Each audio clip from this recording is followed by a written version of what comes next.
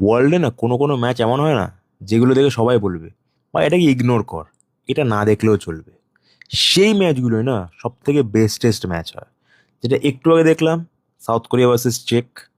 ভাই, first half প্রচুর boring ছিল, কিন্তু সেকেন্ড হাফে ওই দুটো টিমের মাথায় যে কে একটা বাড়ি মারলো গিয়ে, আর দুটো টিমই মানে বললো যে এবার আর্সেনালের মতো এরকম ভাই পাক দাবাস খেলবো না, অ্যাটাক করেই খেলবো যাই হয়ে যাক।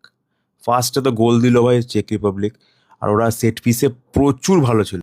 হেডারে গোল দিয়ে যেই মানে ভালো করে জিতছিল, সাউথ কোরিয়ার ডিরেক্ট রিপ্লাই দিল, ভাই শোন, আমরা না স্কুইড গেম খেলে টাইম পাস করার জন্য, আমাদের অত ইজিলি হারানো যায় না। ব্যাস 10 মিনিটের মধ্যে একটা কামব্যাক গোল। শুধু তাই না, চেক রিপাবলিক আর একটা গোল দিল সেট পিসে, তখনই ওটা অফসাইড হয়ে গেছিল। কিন্তু তারপর তার 1 থেকে 2 মিনিটের মধ্যে সাউথ কোরিয়া নিজেরা এমন একটা কাউন্টার অ্যাটাক খেলে গিয়ে গোলটা দিল না ভাই। পুরো পুরো প্রপার কাউন্টার অ্যাটাকিং গোল যাকে বলে। গোলকিপারটা দোষ ছিল, বাট সাউথ কোরিয়া পাসিং একদম কাউন্টার অ্যাটাক দেখে না পুরো চুমু দিতে ইচ্ছা হচ্ছিল। হ্যাপি, আমি আজকে খুব হ্যাপি, কজ একটা এশিয়ান কান্ট্রি জিতেছে।